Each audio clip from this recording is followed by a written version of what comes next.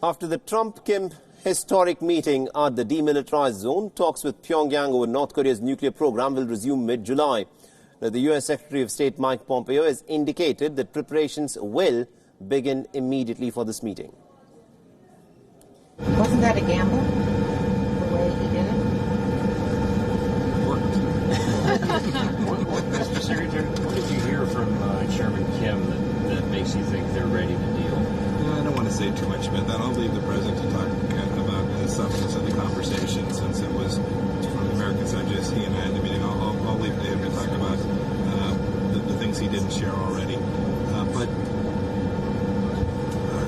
I left there with a recognition, I think, that Chairman Kim really wants to get something done, something very significant, that we want to do so in a timely way. The President said we're in a hurry. I think that's true. In no hurry? Yeah, the President said that repeatedly. I think Chairman Kim shares that view. We'll proceed with, what was it? All deliberate speed. Now, U.S. President Donald Trump became the first sitting American president to set foot in North Korea on Sunday when he met with Kim Jong-un at the demilitarized zone. Now, the meeting was initiated on the spur-of-the-moment tweet by Donald Trump. North Korean leader Kim Jong-un said that he was surprised by Trump's invitation to meet him at the North-South Korean border. But they're no closer to narrowing the gap between their positions since they had walked away from their summit in February in Hanoi. The second summit in Hanoi had broken down after the two sides had failed to narrow down their differences. Now, the U.S. demands that North Korea should give up its nuclear weapons. Now, on the other hand, North Korea demands relief from sanctions. In the meanwhile, Prime Minister Shinzo Abe of Japan has said that Japan will continue to support the United States in North Korea's process. He wished for talks between Donald Trump and Kim Jong-un to result in positive results. Thank you very much. All right, let's now shift our attention to Sudan, where mass protests that resurfaced in the Sudanese capital after a few days of calm have now claimed 7 lives.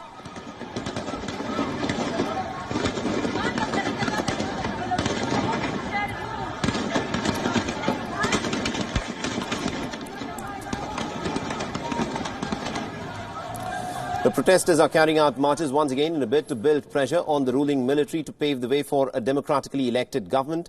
The demonstrators held up banners demanding civilian rule. Now, in the past 24 hours, Khartoum has witnessed a heavy deployment of troops before protesters took to the streets. The security forces have retaliated by firing tear gas at protesters. Now, in a bid to tackle the million-man march, rapid support forces have been deployed in pickup trucks with machine guns that were mounted on them. And the Military Council Chief General Hamdan Dagalo has warned that he will not tolerate any vandalism at the protest site.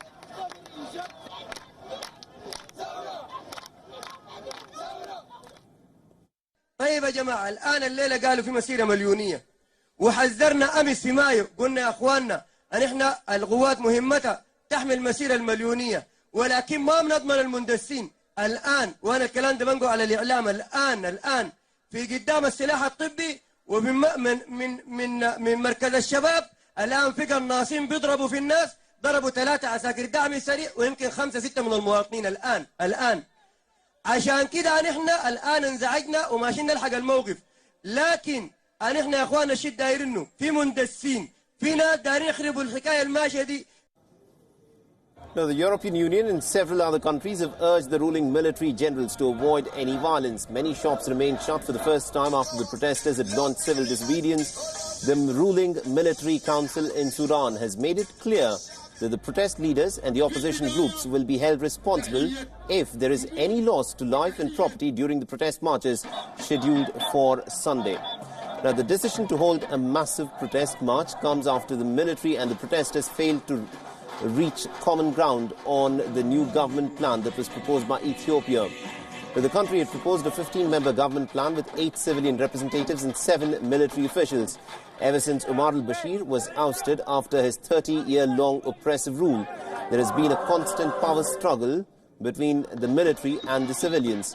The protesters who were hoping for a democratic setup were not happy when the military took charge.